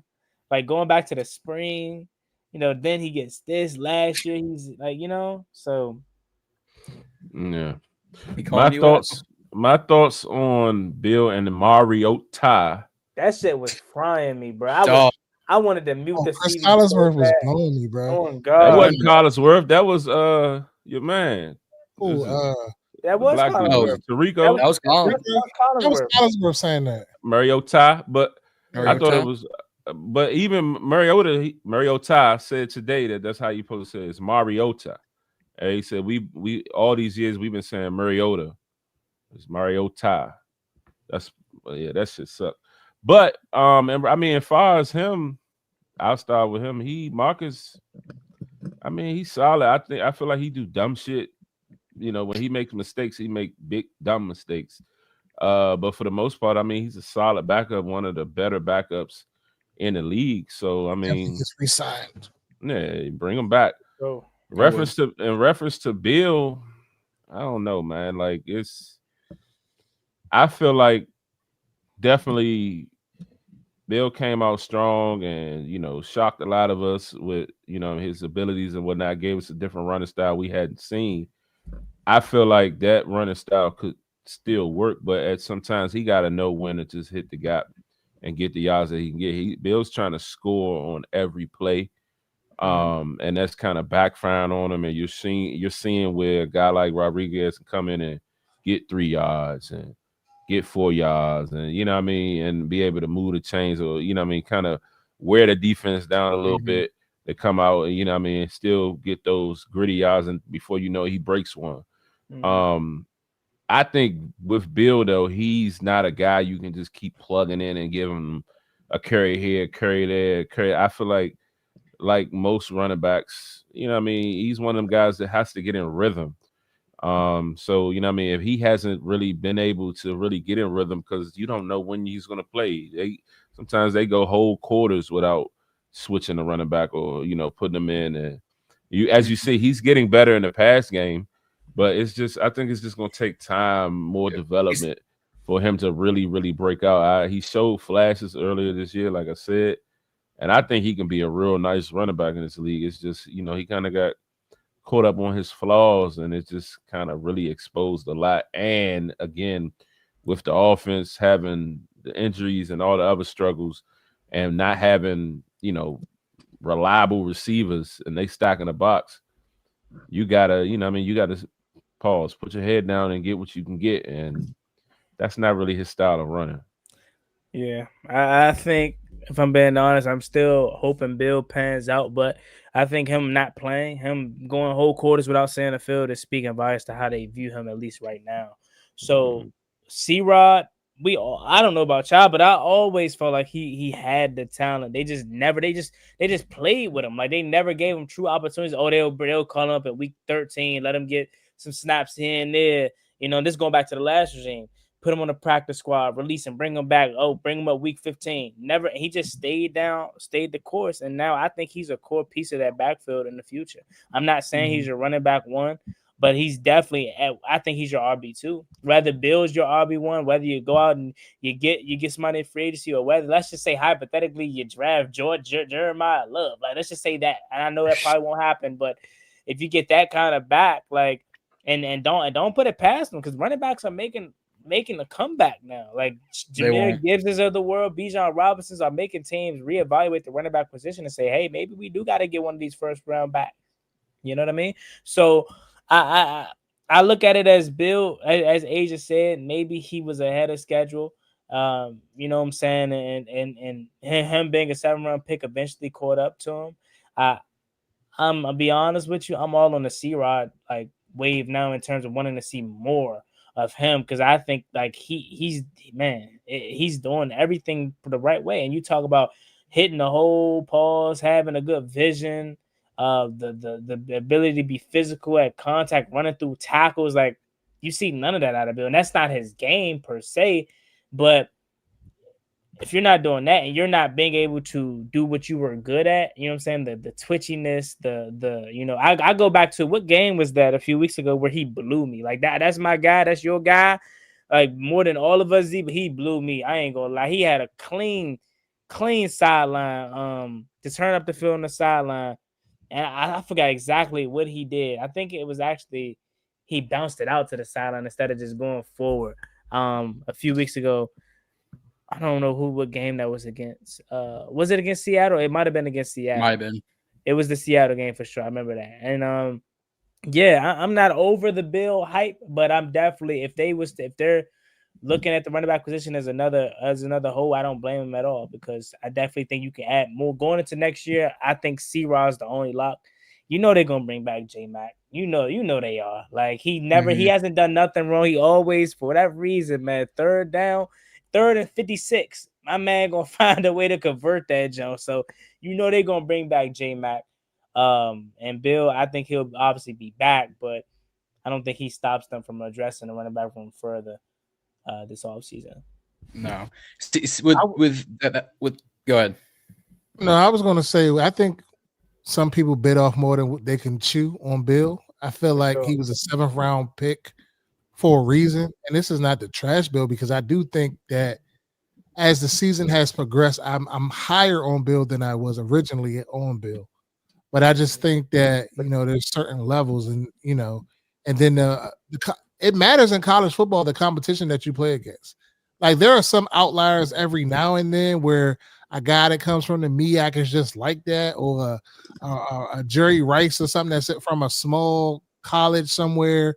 It just comes out and just it is that guy. But for the most part, your dogs really come from these Power 5, big conferences and shit like that are, producing these guys at a high level.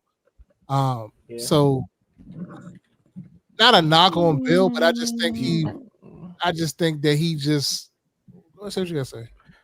I don't think it's him not being able to match up with the guys in the league, or him coming from, I mean, Arizona ain't no small school.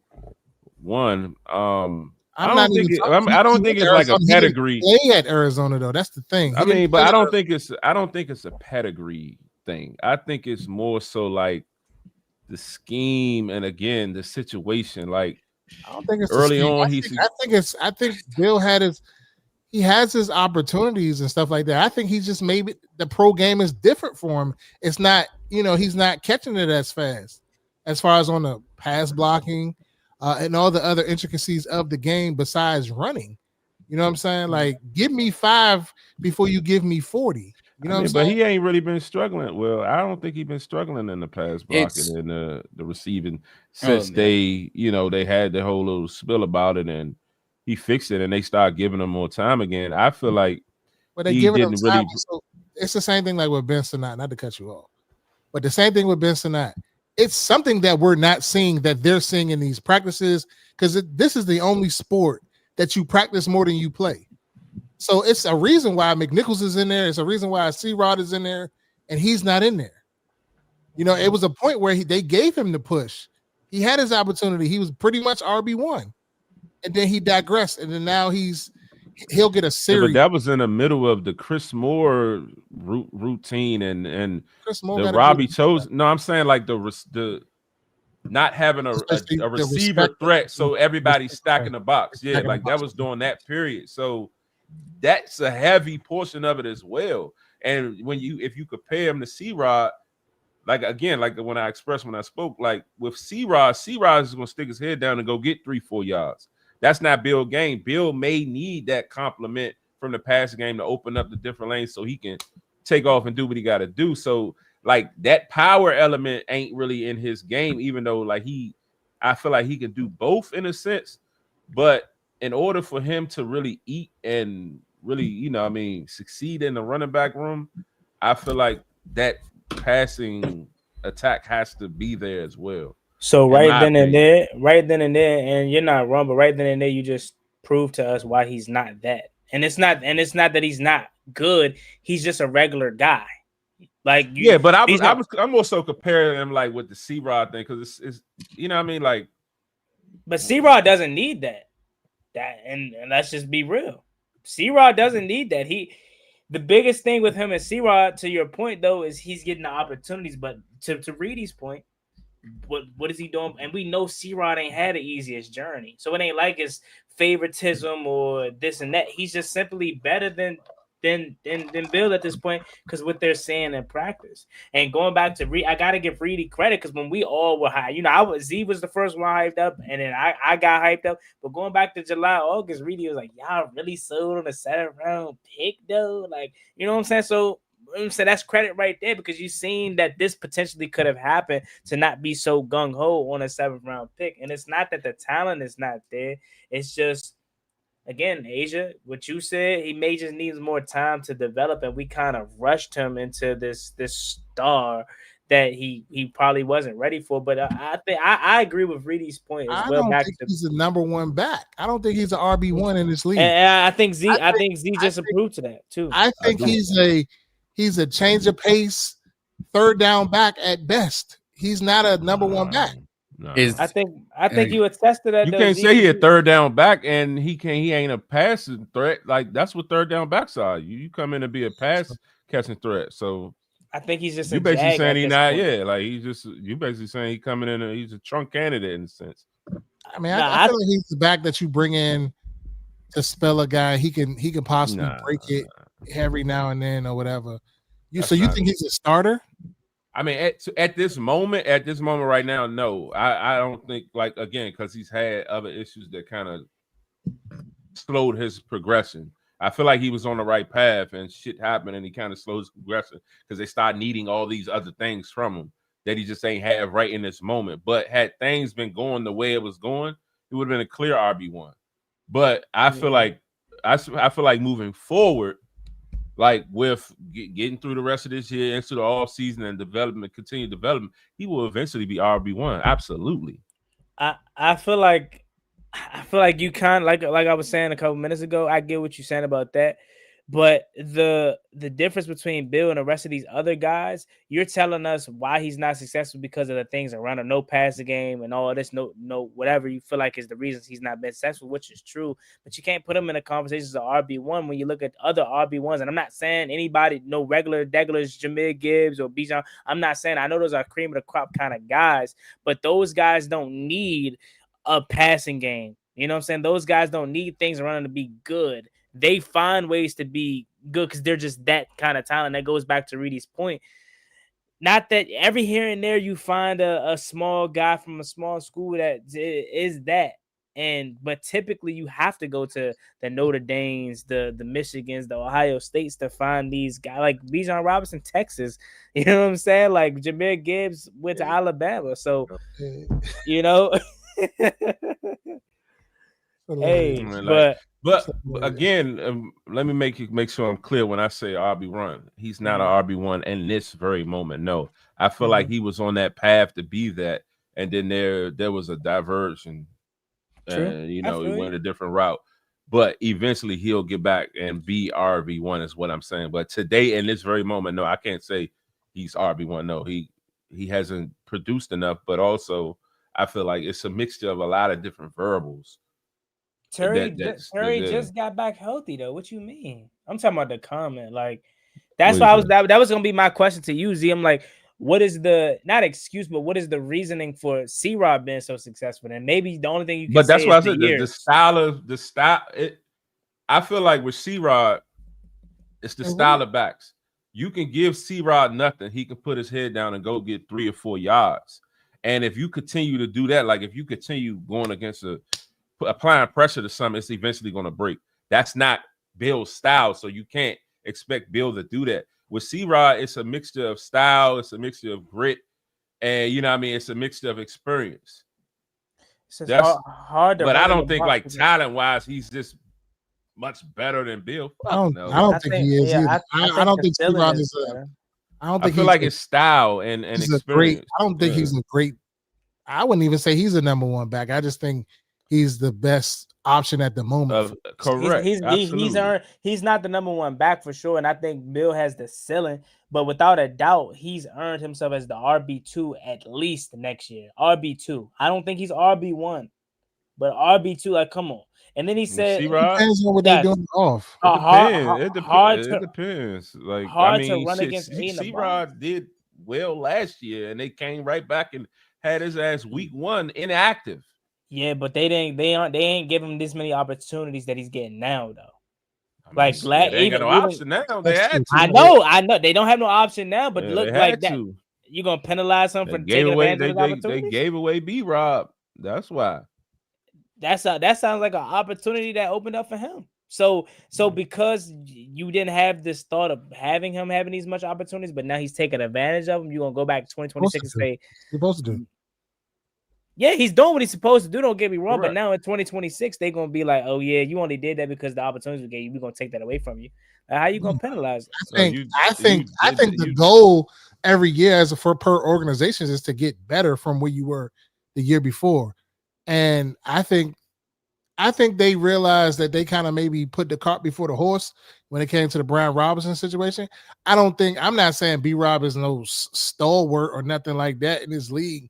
But I'm just saying, like, maybe they should have did it a little differently.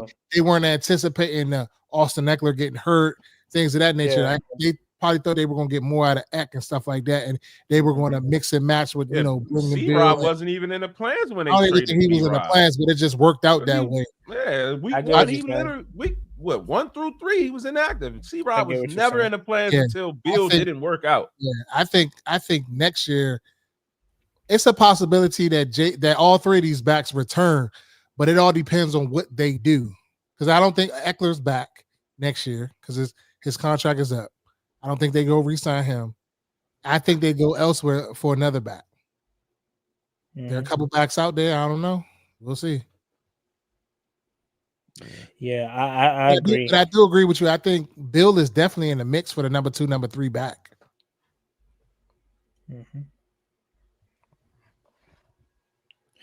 Rico, I think Carolina gonna let him. They're gonna re-sign him. They're gonna have to. I can see Priest can go. Edwards is good. Don't sleep on him. Man, I haven't seen Edwards. Only time I see Edwards is if I load up the game, and I click and I look at the cover art of NCAA 25. You talking about Edwards from Michigan? Yeah, Donovan Edwards. Shit, if Carolina, fuck, you got fucking. Should have got Travion Henderson. That's what the fuck we should have did.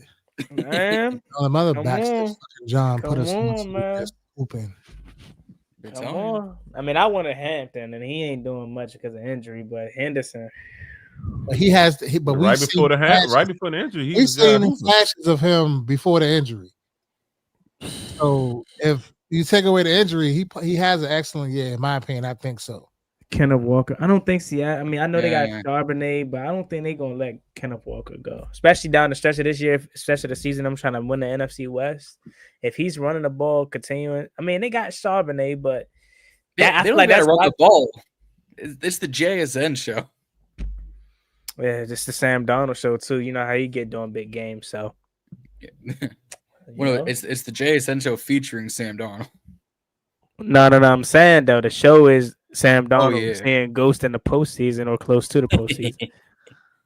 You know, Mike Green. That is interesting. I'm glad you brought that up because I feel like a lot of us wanted him, and in Baltimore he started off really good, especially in the preseason. But I honestly haven't heard much about him since. It's that whole Baltimore unit is just a up and down unit. Because I'm looking at his stats right now. The fact that you brought him up, I was like, all right, I guess he's got 33 tackles, 2.5 sacks. Here's the problem.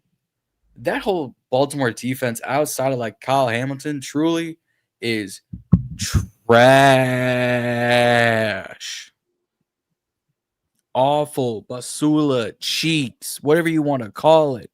It's bad. They haven't had a true pass rusher since what? Matthew Judon. But even then, is Judon an out of this world generational edge? I mean, if you're saying that like that, then you got to go back to real Suggs. If you talk about generational, and is T Sizzle even generational? Or was he just did he just turn into a beast? Because T Sizzle was what, early 2000s? Couldn't have been. No, yeah, he was. But I'm saying I vividly watched Terrell Suggs. Yeah. So early 2000s, the late 2010s or whatever, 10s, whatever. Yeah, they haven't had a good edge rusher in a while. Mike Green was great at Marshall, but it was also Marshall's the Sun Belt. I just wanted him because he's got the production, he's got the size, he's got the speed, and he had enough around him to where he could be the Robin to Armstrong's Batman. He has no one across from him that's giving him any sort of help. Mike Green is getting, like, it's not helping him whatsoever, but I'm not going to call him a bust because that whole defense is letting him down. No, Lamar isn't helping much either. Sonny Styles, John. What you think? Woodney, go watch our linebacker episode on BIB Draft HQ. If you want a true old school run stuff linebacker who can tackle the best, that's Sonny Styles. Go watch it over on BIB Draft HQ. John, you trying to get me to watch it. Why I gotta watch it when you right here? Dang. Because I had a guess on we went through all my favorite linebackers in this class, including Sonny no AJ Styles. Trying to make me watch the 2-hour John. Listen, this live stream longer than the episode. We were supposed to go 30 minutes, bro. We were supposed to be gone an hour ago. But nah, I mean. Nah, I'm definitely gonna check it out though. I'm just trolling. Yeah. You know? But for sure, I mean, it definitely went longer than what we expected, Paul. So yeah. But I mean, we got a plan for it though. We said how the conversation flows, and it went every way. Yeah, John, you got a plain white hat on. The Under Armour. Yeah. It got a logo on it. Yeah, it's over here. Again, grill. Is it called grill? I ain't gonna lie. Plain white hat that'd have been crazy. I ain't gonna lie. Okay. It was definitely giving Sandlot. Yeah, I'm like.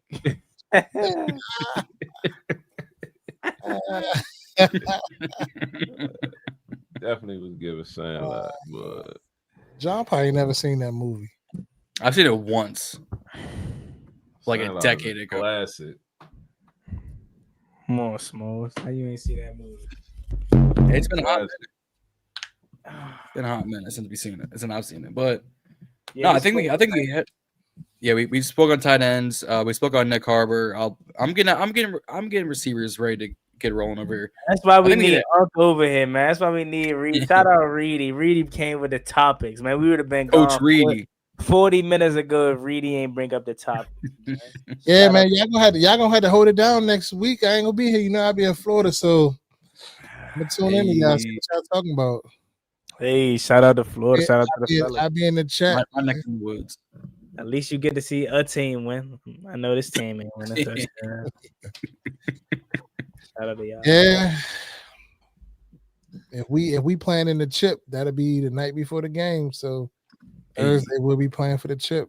If we start Sunday, play Tuesday, and I think Thursday we might have to play Friday or Saturday, depending on how this bracket goes. But the chip should be Thursday or Saturday. Yeah, that schedule like baseball every other day.